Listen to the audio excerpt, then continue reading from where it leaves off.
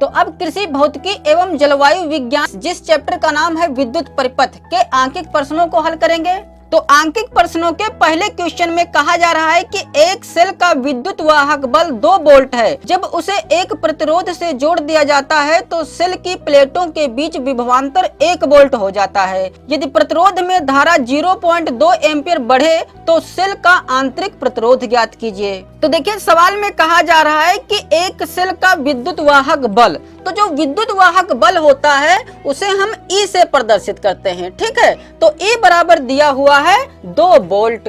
फिर कहा जा रहा है कि जब उसे एक प्रतिरोध से जोड़ दिया जाता है तो सेल के प्लेटों के बीच विभवांतर 1 वोल्ट हो जाता है, ठीक है। तो जो विभवांतर होता है तो विभवांतर को हम V से प्रदर्शित करते हैं, तो V बराबर दिया हुआ है 1 वोल्ट। और फिर कह रहा है कि यदि प्रतिरोध में धारा 0.2 एम्पीयर बढ़े, तो चूंकि यहाँ पर धारा की बात की गई है और जो धारा होती है उसे हम I से प्रदर्शित करते हैं, तो I बराबर दिया हुआ है 0.2 एम्पियर।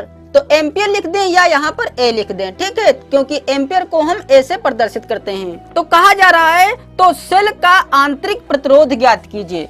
तो देखिए जो प्रतिरोध होता है वह तो कैपिटल आर होता है, लेकिन जब आंतरिक प्रतिरोध की बात करता है तो आंतरिक प्रतिरोध को हम स्मॉल आर से प्रदर्शित करते हैं। तो लिखेंगे आंतरिक प्रतिरोध स्मॉल आर बराबर क्वेश्चन मार्क, ठीक है, मतलब हमें स्मॉल आर ज्ञात करना है। तो चूंकि हमारे पास ई, वी, आई और स्मॉल आर दिया हुआ है, तो ये चारों चीजें किस सूत्र में आते हैं, पहले तो हम वह सूत्र लिखेंगे। तो जो सूत्र होता है विद्युत वाहक बल ई बराबर, वह होता है V plus small I into small R. तो चूंकि हमारे पास E का मान तो दिया हुआ है 2 वोल्ट, तो इस E की जगह पर 2 लिखेंगे और V का मान दिया हुआ है 1 वोल्ट और प्लस स्मॉल I का मान दिया हुआ है 0.2 इंटू स्मॉल R का मान हमें ज्ञात करना है। तो चूंकि यहाँ प्लस का 1 है, इधर आएगा तो माइनस का 1 हो जाएगा, तो हो जाएगा 2 माइनस 1 बराबर इधर रह जाएगा 0.2 R।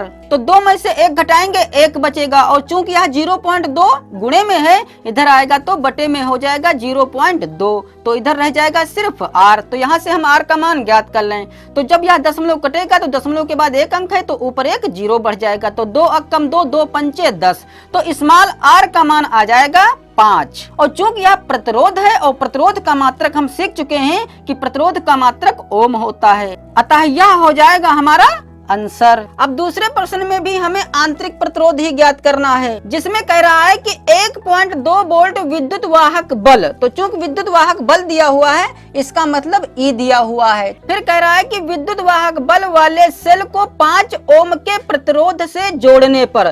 तो चूंकि यहाँ पर सिर्फ प्रतिरोध की बात की गई है, ठीक है, इसका मतलब यहाँ पर कैपिटल R दिया हुआ है। यदि आंतरिक प्रतिरोध कहता तब यहाँ पर स्मॉल R दिया होता। तो प्रतिरोध कैपिटल R बराबर दिया हुआ है 5 ओम। और फिर कह रहा है कि 5 ओम के प्रतिरोध से जोड़ने पर केवल 0.1 एम्पीयर की विद्युत धारा प्रवाहित होती है। मतलब जो I दिया हुआ है वह दिया हुआ है 0.1 एम्पीयर। तो कह रहा है सेल का आंतरिक प्रतिरोध ज्ञात कीजिए। तो आंतरिक प्रतिरोध को हम स्मॉल R से प्रदर्शित करते हैं, तो स्मॉल R बराबर क्वेश्चन मार्क। तो देखिए सूत्र E बराबर V प्लस आई आर होता है, लेकिन हमारे सवाल में इस बार V का मान नहीं दिया हुआ है, तो इस V की जगह पर हम ऐसा कोई सूत्र रख दें ताकि हमारे पास उनका मान दिया हुआ हो। तो पहले तो यही सूत्र लिख दें। तो चूंकि हमारे पास V का मान नहीं दिया हुआ है, तो हम जानते हैं कि जो V होता है वह आई आर के बराबर होता है, ठीक है। तो इस V की जगह पर हम लिख सकते हैं आई आर, क्योंकि R का मान हमारे पास दिया हुआ है। अब इस सूत्र का उपयोग हम कर सकते हैं, और चाहे तो यहाँ से हम I कॉमन भी ले सकते हैं, क्योंकि दोनों में I कॉमन मिल रहा है। तो यदि I कॉमन ले लें तो क्या बचेगा, capital R plus small R, और इधर है E। तो E का मान दिया हुआ है 1.2 वोल्ट, तो 1.2 बराबर I का मान दिया हुआ है 0.1 इंटू कैपिटल R का मान दिया हुआ है 5 और प्लस स्मॉल R हमें ज्ञात करना है। तो चूंकि यह 0.1 गुणे में है, इधर आएगा तो बटे में हो जाएगा, तो हो जाएगा 1.2 बटा 0.1। तो चूंकि दशमलव के बाद इधर भी एक अंक है, दशमलव के बाद इधर भी एक अंक है, तो इस दशमलव से यह दशमलव कट जाएगा, तो बचेगा सिर्फ 12/1 और इधर रह जाएगा 5 प्लस r। तो चूंकि इधर तो 12/1 है, तो इस 1 को हम हटा सकते हैं, तो रह जाएगा सिर्फ 12 और इस 5 को उठाकर इधर लाएंगे तो माइनस का 5 हो जाएगा, तो इधर बचेगा सिर्फ r। मतलब जो स्मॉल r का मान आएगा वह आएगा 12 में से 5 घटाएंगे बचेगा 7। तो चूंकि यह आंतरिक प्रतिरोध है तो इसका मात्रक भी ओम रखेंगे। अतः दूसरे सवाल का आंसर यह हो जाएगा। अब देखिए जो तीसरा और चौथा क्वेश्चन है इसमें हमें आंतरिक प्रतिरोध ही ज्ञात करना है, जो कि इस सूत्र की सहायता से हम आंतरिक प्रतिरोध ज्ञात कर सकते हैं। तो तीसरा और चौथा सवाल आप स्वयं ही कर लेना। अब इस पांचवें सवाल में कह रहा है कि एक विद्युत हीटर का प्रतिरोध 150 ओम है तथा इसमें 1 एम्पीयर तक की विद्युत धारा प्रवाहित हो सकती है। इसे 220 वोल्ट मेंस पर प्रयुक्त करने के लिए कम से कम कितने प्रतिरोध की आवश्यकता होगी ताकि हीटर सुरक्षित रहे। तो देखिए इस प्रश्न में कहा जा रहा है कि एक विद्युत हीटर का प्रतिरोध 150 ओम है। तो चूंकि यह प्रतिरोध दिया हुआ है मतलब यह कैपिटल R दिया हुआ है जो कि दिया हुआ है 150 ओम और फिर कह रहा है कि इसमें 1 एम्पीयर तक की विद्युत धारा प्रवाहित हो सकती है। तो चूंकि विद्युत धारा की बात की गई है मतलब I दिया हुआ है जो कि दिया हुआ है 1 एम्पीयर। तो देखिए एक प्रतिरोध तो पहले से लगा हुआ है और फिर कहा जा रहा है कि हीटर को सुरक्षित करने के लिए कम से कम कितने प्रतिरोध की और आवश्यकता है। तो यह प्रतिरोध तो पहले से लगा हुआ है और हीटर सुरक्षित करने के लिए हमें एक प्रतिरोध और लगाना है। तो कम से कम कहा गया है मतलब हमें स्मॉल r की जरूरत है क्योंकि मुख्य प्रतिरोध तो पहले से लगा हुआ है 150 ओम का। अब हमें एक आंतरिक प्रतिरोध भी लगाना है ताकि ज्यादा वोल्टेज आने पर हीटर सुरक्षित रहे। मतलब हमें एक आंतरिक प्रतिरोध लगाने की आवश्यकता होगी। जबकि देखिए यहाँ पर कहा नहीं गया है कि कम से कम कितने आंतरिक प्रतिरोध की आवश्यकता होगी। हमें समझना होगा कि यहाँ पर हमें स्मॉल r ही ज्ञात करना है क्योंकि कम से कम की बात की गई है और जो यह स्मॉल r होता है यह कम से कम ओम का ही प्रतिरोध होता है। ठीक है, और जहाँ पर स्मॉल r होगा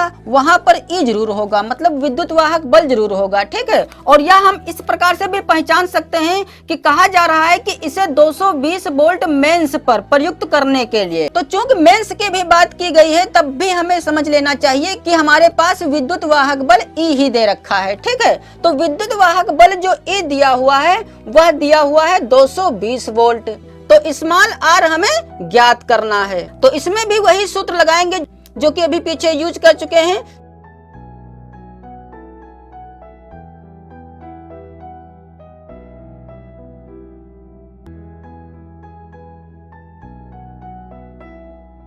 तो जो स्मॉल r का मान आएगा वह आएगा 70 ओम। अतः यह हो जाएगा हमारा आंसर। अब छठे क्वेश्चन में कहा जा रहा है कि 4 प्रतिरोध जिनका मान क्रमशः 5, 10, 15 व 20 ओम है परस्पर श्रेणी क्रम में जोड़े गए हैं। संयोजन का तुल्य प्रतिरोध ज्ञात कीजिए। तो देखिए यदि प्रतिरोधों को श्रेणी क्रम में जोड़ा जाएगा तो जो तुल्य प्रतिरोध होगा तो तुल्य प्रतिरोध पता करने के लिए जितने भी प्रतिरोध दिए हुए हैं उन सभी प्रतिरोधों को हम जोड़ देंगे। मतलब यह हो जाएगा R1 plus R2 plus R3 plus R4 plus R5। जितने भी प्रतिरोध हैं सभी प्रतिरोधों को हम जोड़ देंगे जो कि यह R के बराबर आ जाएगा। ठीक है, लेकिन यदि यही प्रतिरोध समांतर क्रम में जोड़े गए हैं तब जो तुल्य प्रतिरोध होगा वह होगा 1/R बराबर 1/R1 plus 1/R2 plus 1/R3 plus 1/R4। ठीक है, मतलब जितने भी प्रतिरोध होंगे हम उनको जोड़ते चले जाएंगे वो भी बटे के रूप में। तो चूंकि हमारे सवाल में कहा गया है कि जो ये 4 प्रतिरोध हैं ये श्रेणी क्रम में जोड़े गए हैं तो संयोजन का तुल्य प्रतिरोध ज्ञात कीजिए। तो संयोजन का तुल्य प्रतिरोध क्या हो जाएगा, क्योंकि जो ये प्रतिरोध दिए हुए हैं ये श्रेणी क्रम में जोड़े गए हैं इसलिए हम सभी प्रतिरोधों को डायरेक्ट जोड़ देंगे। ठीक है, तो लिखेंगे संयोजन का तुल्य प्रतिरोध बराबर।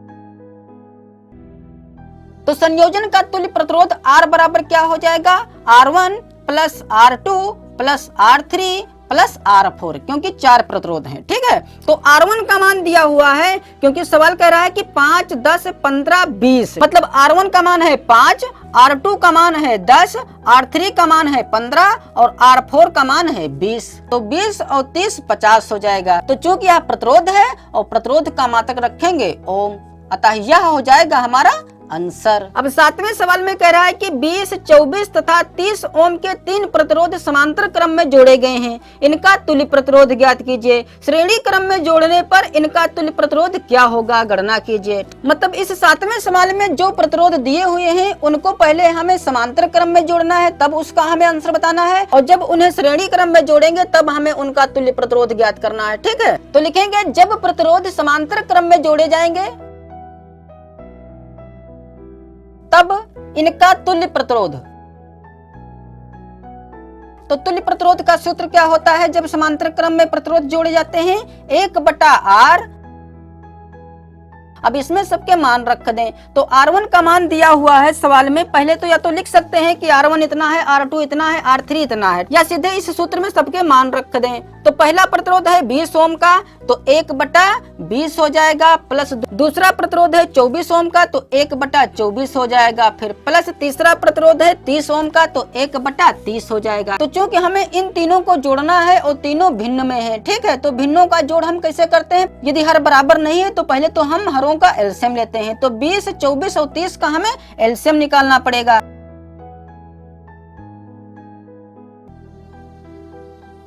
तो यह हो जाएगा 2 दूनी 4, 4 दूनी 8, 8 त्रिक 24, 24 पंचे 120। मतलब 20, 24 और 30 का जो एलसीएम आएगा वह आएगा 120। तो 20 के पहाड़े में कितनी बार में 120 आएगा? तो छक्का बार 120 आएगा। तो जो वह 6 आया है तो हम इस 6 की गुणा 1 में कराएंगे, तो 6 कम 6 हो जाएगा। फिर प्लस 24 के पहाड़े में कितनी बार में 120 आएगा? तो 24 पंचे 120 होता है, मतलब 5 बार में आएगा। तो 5 की गुणा ऊपर कराएंगे 1 से, तो 5 कम 5 हो जाएगा। फिर प्लस 30 के पहाड़े में कितनी बार में 120 आएगा? 30 चक्कू 120, मतलब 4 बार में आएगा, तो 4 कम 4 हो जाएगा। और इधर चल रहा है 1/R, तो यह हो जाएगा 6, 5, 11, 11 और 4, तो यह हो जाएगा 15/120। तो 15 कम 15, 15 अट्ठे 120। मतलब जो 1/R का मान आया है वह आया है 1/8, और हमें चाहिए सिर्फ R का मान, जबकि यह मान आया है 1/R का। तो इसको पलट दें, तो जब इधर का पलटेंगे तो हमें बराबर के इस साइड का भी पलटना पड़ेगा।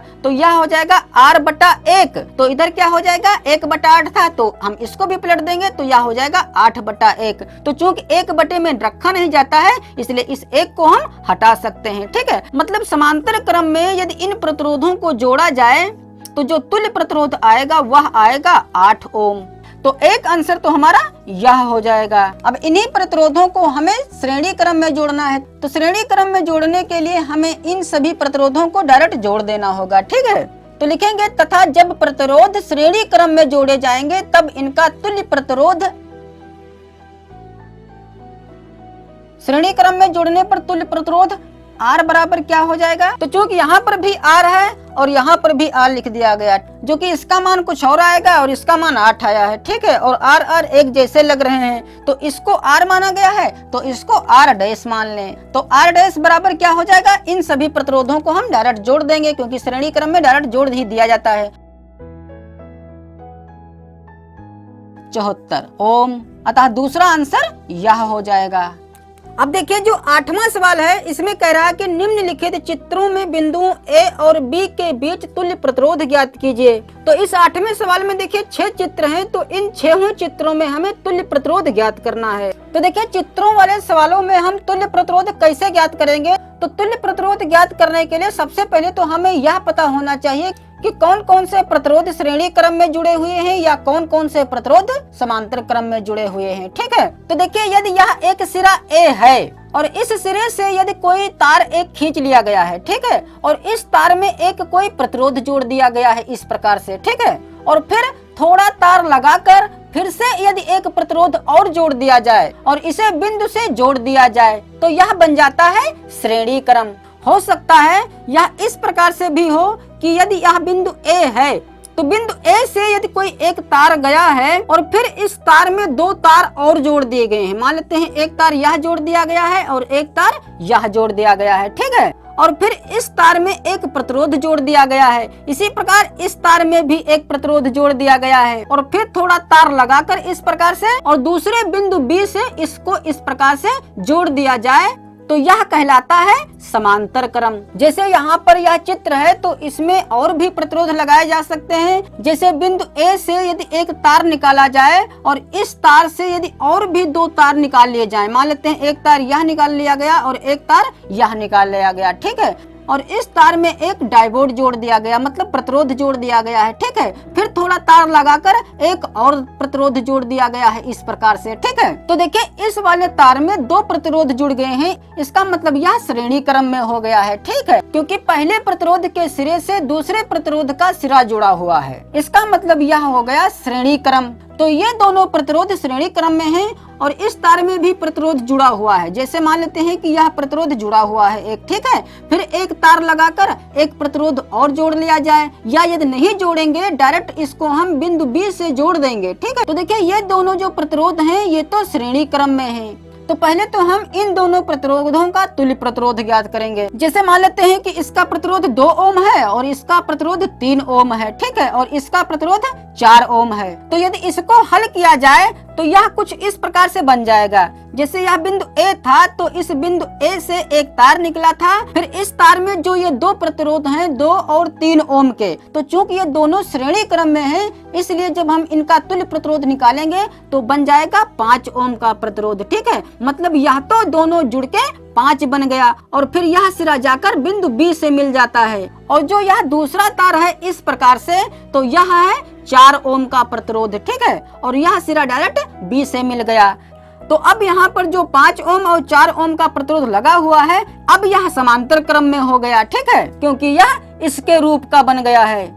मतलब यह कि यदि कोई एक मुख्य तार है और मुख्य तार से यदि 2 या 2 से अधिक तार निकाले जा रहे हैं तो यदि एक तार में कई प्रतिरोध जुड़े हुए हैं तो वह कहलाता है श्रेणी क्रम में, और यदि मुख्य तार से 2-3 तार निकाल लिए गए हैं और प्रत्येक तार में यदि एक एक प्रतिरोध जुड़ा हुआ है और उसे डायरेक्ट दूसरे बिंदु बी से जोड़ दिया जाए तो वह कहलाता है समांतर क्रम में, ठीक है। तो इसी चीज को ध्यान में रखते हुए जो यहाँ पर ये दिए हुए चित्रों में यहाँ पर प्रतिरोध हैं तो हमें इनका तुल्य प्रतिरोध ज्ञात करना है। तो पहले चित्र में देखिए तो जैसे ए से देखिए तार निकला हुआ है, फिर प्रतिरोध जुड़ा हुआ है, ठीक है, और फिर इस प्रतिरोध के सिरे से एक दूसरा प्रतिरोध जोड़ दिया गया, फिर इस प्रतिरोध से एक तीसरा प्रतिरोध जोड़ दिया गया, ठीक है, मतलब यह श्रेणी क्रम में जुड़ा हुआ है। और श्रेणी क्रम का तुल्य प्रतिरोध हम निकालना जानते हैं जो कि अभी हम सीख चुके हैं क्वेश्चन नंबर 6 और 7 में। तो लिखेंगे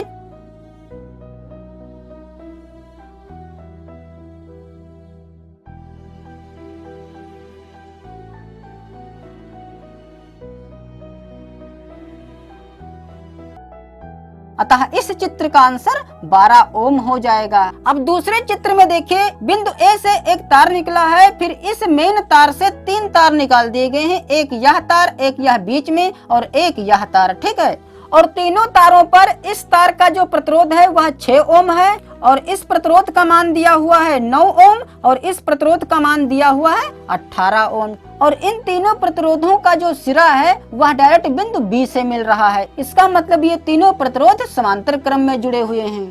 तो लिखेंगे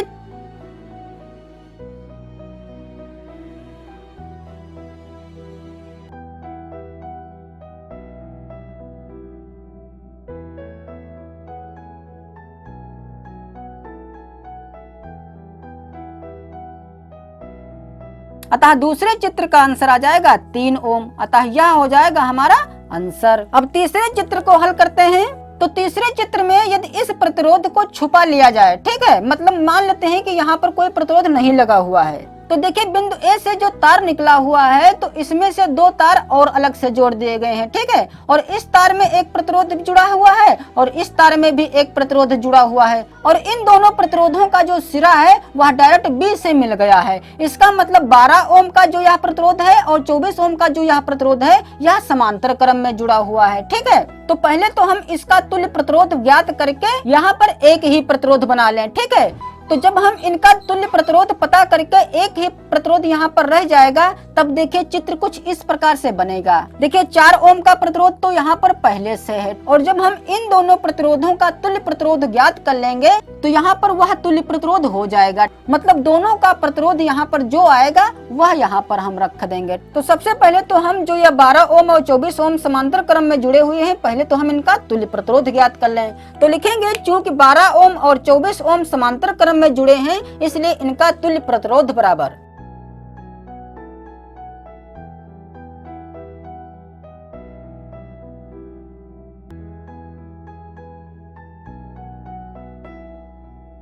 मतलब इन दोनों प्रतिरोधों का जो तुल्य प्रतिरोध आएगा वह आएगा 8 ओम। तो अब देखिए 4 ओम और 8 ओम श्रेणी क्रम में जुड़े हुए हैं, क्योंकि जो 4 ओम का प्रतिरोध का सिरा है वह 8 ओम के प्रतिरोध के सिरे से जुड़ा हुआ है। तो लिखेंगे अब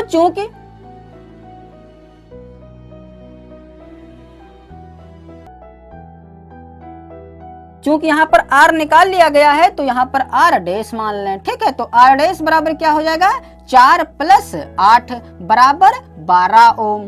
अतः 12 ओम ही हो जाएगा हमारा आंसर। अब इस छठे चित्र में क्योंकि इस तार में देखिए 2 प्रतिरोध जुड़े हुए हैं, ठीक है, मतलब यह श्रेणी क्रम में जुड़ा हुआ है। तो पहले तो हम इन दोनों प्रतिरोधों का तुल्य प्रतिरोध ज्ञात कर लें, जो कि हो जाएगा 6 × 12 ओम। तो चूंकि 6 ओम और 6 ओम श्रेणी क्रम में है, इसलिए तुल्य प्रतिरोध R बराबर क्या हो जाएगा, 6 + 6 बराबर 12 ओम।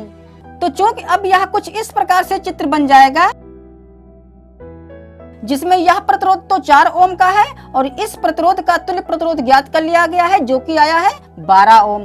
तो अब देखिए यह समांतर क्रम में बन गया। तो लिखेंगे चूंकि अब 12 ओम व 4 ओम समांतर क्रम में है,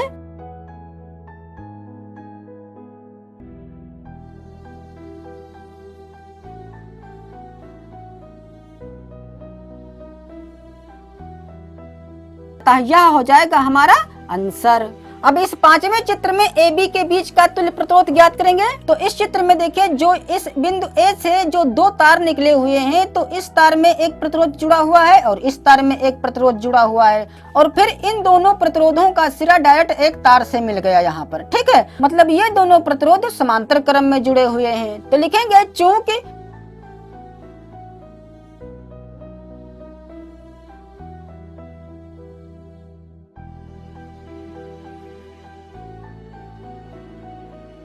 तो R का मान यहाँ से क्या हो जाएगा, R/1 करेंगे तो यह भी पलट जाएगा, तो यह हो जाएगा 3/2 ओम।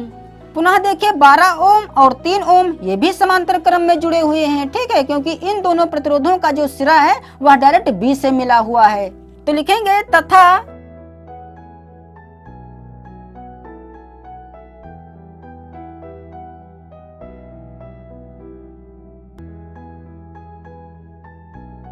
तो 12 हो जाएगा 5 ओम। तो चूंकि हमें AB के बीच का तुल्य प्रतिरोध ज्ञात करना है, और यदि इस चित्र को यहाँ पर यदि ड्रॉ करा जाए, देखिए जो ये दोनों प्रतिरोध थे अब तो इनका तुल्य प्रतिरोध निकाल लिया गया, तो यह डायरेक्ट एक ही प्रतिरोध रह जाएगा, जो कि इसका मान आया है 3/2। फिर तार लगा हुआ है और इनका भी तुल्य प्रतिरोध ज्ञात कर लिया गया है, जो कि आया है 12/5 ओम। फिर तार लगा हुआ है और डायरेक्ट यह तार बिंदु B से मिल गया है। इसका मतलब ये दोनों प्रतिरोध श्रेणी क्रम में जुड़े हुए हैं। तो लिखेंगे अब चूंकि 3/2 व 12/5 श्रेणी क्रम में जुड़े हुए हैं, या चूंकि यह R का मान है और यह R डैश का मान है, तो यहाँ पर हम यह भी लिख सकते हैं कि अब चूंकि R व R डैश श्रेणी क्रम में है, इसलिए डायरेक्ट हम इन दोनों को जोड़ देंगे। तो क्या हो जाएगा, क्योंकि R भी मान लिया गया है, R डैश भी मान लिया गया है, तो इसको मान लें R डबल डैश, या इसको R डैश मान लें तो इसको R डबल डैश मान लें। तो यहाँ पर हम डायरेक्ट सिर्फ R लिख सकते हैं। तो R बराबर क्या हो जाएगा, 3/2 + 12/5। तो इसको जब हम जोड़ेंगे तो 2 और 5 का एलसीएम तो हो जाएगा 10। तो जब 39 में 10 से भाग कराएंगे तो हमें प्राप्त होगा 3.9। अतः इस चित्र का आंसर आ जाएगा 3.9 ओम। अब छठे चित्र को हल करते हैं। तो छठे चित्र में देखिए जो यहाँ पर यह तार निकला हुआ है, तो इस तार में दो प्रतिरोध जुड़े हुए हैं। तो 2 ओम और 2 ओम ये तो श्रेणी क्रम में है। पुनः इसी प्रकार यह 2 ओम और यह 2 ओम यह भी श्रेणी क्रम में जुड़ा हुआ है। तो लिखेंगे चूंकि 2 ओम व 2 ओम श्रेणी क्रम में जुड़े हुए हैं, इसलिए इनके बीच का तुल्य प्रतिरोध R डैश मान लें। तो R डैश बराबर क्या हो जाएगा, डायरेक्ट हम इनको जोड़ देंगे तो 2 और 2 4 ओम हो जाएगा। और चूंकि ये भी दोनों प्रतिरोध श्रेणी क्रम में ही जुड़े हुए हैं, इसलिए लिखेंगे इसी प्रकार उसको R डबल डैश मान लें, तो R डबल डैश का भी मान 4 ओम आ जाएगा। ठीक है, तो जब हमने इनका तुल्य प्रतिरोध पता कर लिया, तो यह चित्र कुछ अब इस प्रकार से बनेगा। क्योंकि इन दोनों का प्रतिरोध जो आया है वह आया है 4 ओम, तो यह 4 ओम हो जाएगा। और इनका जो तुल्य प्रतिरोध आया है वह भी 4 ओम आया है। तो अब देखिए 4 ओम का जो प्रतिरोध है, तो इसका सिरा बिंदु B से जुड़ा हुआ है और इसका पहला सिरा बिंदु A से जुड़ा हुआ है। इसी प्रकार इस प्रतिरोध का जो सिरा है वह बिंदु A और बिंदु B से जुड़ा हुआ है। ठीक है, इसलिए ये समांतर क्रम में है। तो लिखेंगे चूंकि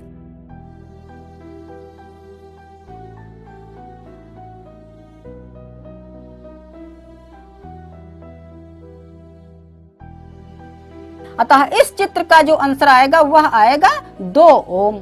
अब नेक्स्ट वीडियो में क्वेश्चन नंबर 9 से आगे के सवालों को हल करेंगे।